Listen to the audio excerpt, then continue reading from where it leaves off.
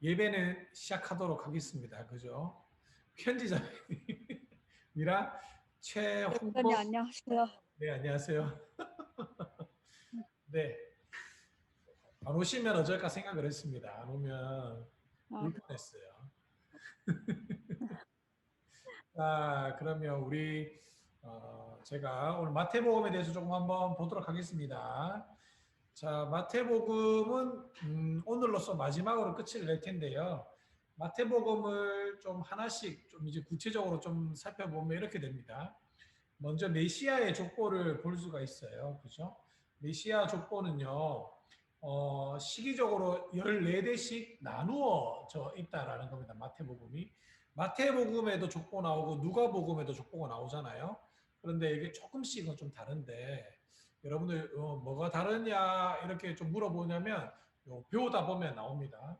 자, 먼저 이 마태복음은 족보를 보면 시기상으로 나눌 수 있는데 자, 사건과 시기에 따라 14대씩 묶었다라는 겁니다. 그래서 중간에 생략된 부분도 있어요. 그래서 여러분들이 그 성경책 읽어보다가 왜 다르지라고 이야기하면 요렇다는 겁니다. 생략된 부분도 있는데 왜 생략됐냐 그러면 사건과 시기에 따라서 나누었다라는 겁니다. 예를 들면 이런 거예요. 요람은 우시아를 낳고 해서 실제로는 그 사이에 3대가 빠진 겁니다. 3대 아하시아, 요아스, 그 다음에 아마샤가 생략되었다라는 겁니다. 그리고 자, 왜 이렇게 생략을 했느냐? 이거는 유대인들의 역사 기록 방식이라는 겁니다. 따라서 성경에는 모든 역사와 모든 이름을 기록한 것이 아니라 구속사에 필요한 내용을 중심으로 기록했기 때문에 생략된 부분이 많다라는 겁니다. 여러분들 그래서 마태복음을 좀 읽어보면 족보에도 좀 은혜가 좀 있어요. 제가 마태복음에서 그 족보에서 은혜를 많이 받는 부분이 이 부분이에요. 여인. 제가 여인 나오는 거에 대해서 좀 논문을 좀 많이 쓰긴 많이 썼는데 우리가 흔히 알고 있는 성경적 지식으로 보면 한국에서 바라보는 여자 관념이랑 그 다음에 유대교에서 바라보는 여성들의 관념이 조금씩 달라요. 어쨌든 제가 마태복음 족보에서 좀 의미 있게 보는 게 이 여인인데요. 자, 유대인의 족보에서 여인의 이름이 기록되는 일은 매우 드문 일입니다. 예를 들어서 성경에도 나오지만 여인하고 어린이하고 노약자는 인원 개수에도 포함되지 않을 정도로 굉장히 좀 미치예요. 자, 그런데 예수님의 족보에 여자 이름이 들어왔다라는 겁니다. 자, 그런데 이 여자의 이름을 가만히 보면 독특한 게 있는데 뭐냐면 한번 볼까요? 다말, 다말이란 여자 창녀로 변장하여 시아버지를 유혹해서 관계를 가졌고 아이를 가지게 됩니다. 여러분들 한번 생각해 보세요. 인류를 구원해 주실 예수님의 족보에 이런 걸 빼도 되잖아요. 그런데 왜 굳이 감춰도 될 부분을 왜 드러내서 보이고 있을까요? 네, 왜냐하면 아무리 나쁜 행동을 해도 예수님으로부터 나오면 구원받는다는 것을 단적으로 보여주는 겁니다. 또 두 번째는 라합, 기생이에요. 기생. 그리고 룻, 이방 여인이에요. 그리고 우리아의 아내 바세바.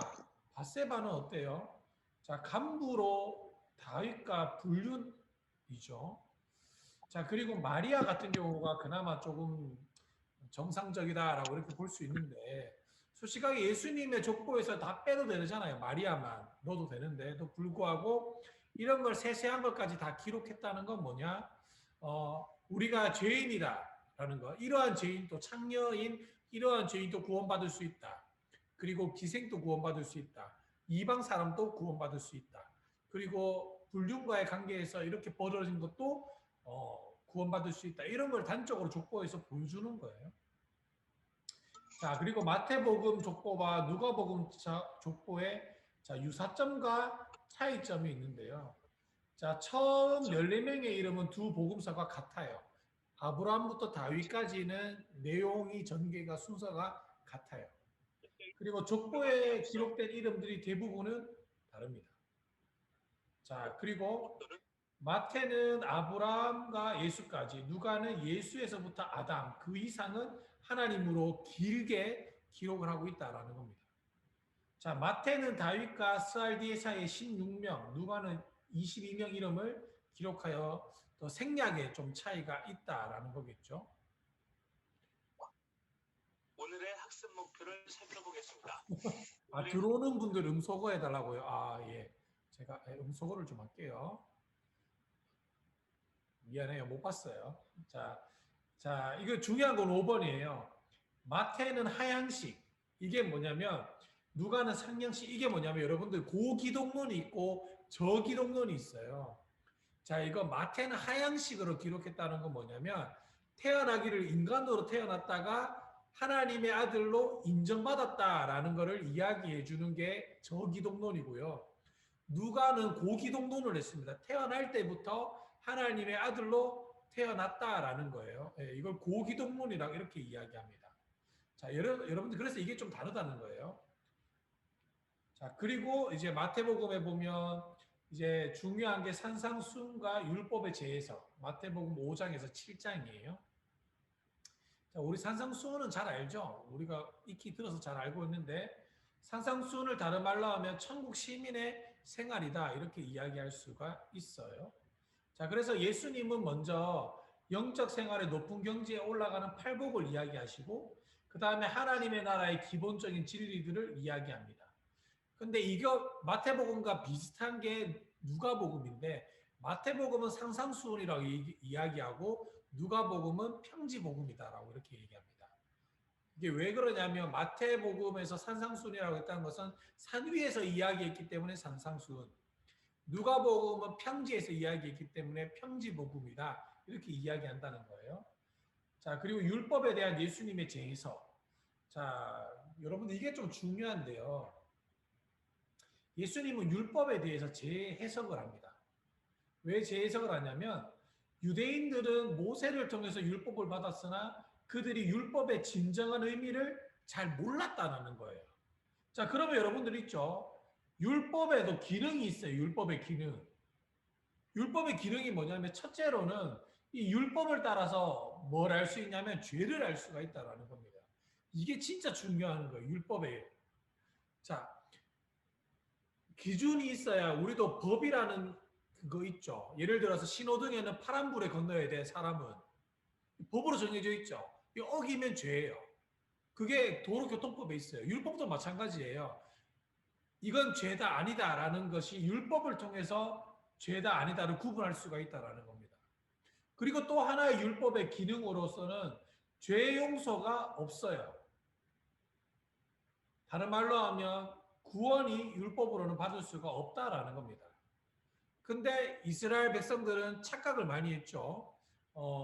이거를 받으면 율법을 잘 지키면 구원을 받을 수 있을 것이다. 이렇게 생각을 많이 했다라는 겁니다. 그런데 착각이었다는 거죠.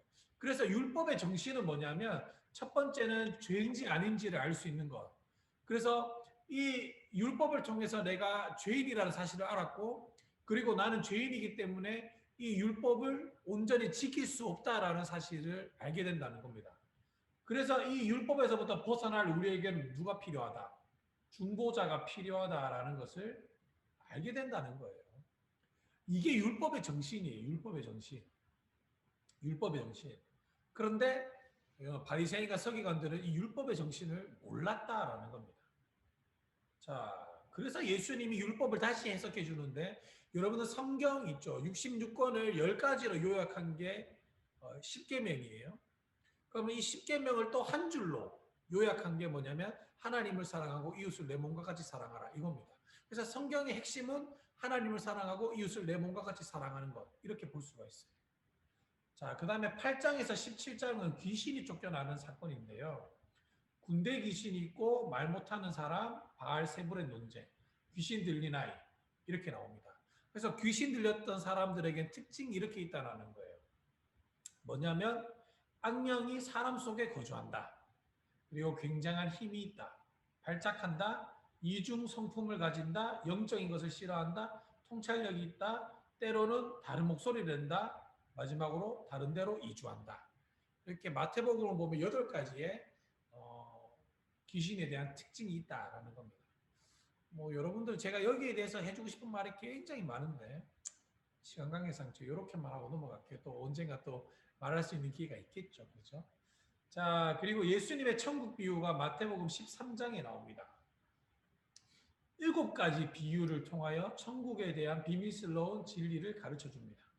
자, 여러분들 있죠. 그거를 좀 기억하시면 좋을 것 같은데 그게 뭐냐면 여러분들 여러분들 비유라는 게 뭘까요? 비유. 왜 예수님은 비유를 하셨을까요? 많은 사람들이 이렇게 얘기를 해요. 비유를 통해서 알아듣지 못하게 한다. 못하게 한다. 못 알아듣게 한다. 맞는 말일까요? 아니에요. 오히려 비유를 통해서 있잖아요. 더 쉽게 설명을 할 수 있다라는 겁니다. 그런데 이 비유를 이해하려면 경험적 지식이라는 게 필요해요. 예를 들면 이런 거 있죠. 내 마음은 호수다. 근데 내가 이런 말을 했는데 내가 호수라는 걸 본 적이 없고 내가 호수라는 것을 경험을 해보지 못하면 이 이 말을 깨달을 수가 없습니다. 예수님이 마찬가지로 비유로 이야기했던 건 실생활에 적용할 수 있도록 그리고 굉장히 쉬운 것을 이야기해 준 거예요. 쉽게 몰랐다는 거죠.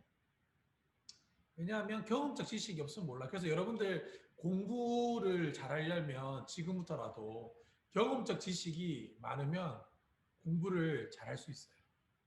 저도 뒤늦게 공부를 했습니다만 그렇다라는 겁니다. 자, 여러분들 이렇게 해서 우리가 마태복음을 대략적으로 다 전체를 살펴봤는데요. 여러분들이 이렇게 참석해 주셔서 너무너무 감사하고요. 여러분들이 안 왔다면 제가 마음이 많이 힘들고 아팠을 것 같아요. 지금 또 여러분들 많은 사람들이 들어오네요. 그죠? 그래서 다시 한 번 더 제가 복습하도록 할게요. 여러분들 좀 중요한 게 있어서 그래요. 자, 여러분 한 번만 더 제가 복습을 할게요. 자, 여러분들 율법이라는 건 뭐냐? 간단합니다. 왜 하나님께서 율법을 주셨나? 이 율법을 통해서 죄를 구분하라는 겁니다. 죄를 구분할 줄 알아야 돼요. 율법을 통해서. 죄를 구분 못하면 안 돼요. 그리고 내가 죄에 빠져 있기 때문에 이 율법을 온전히 이룰 수 없다라는 겁니다.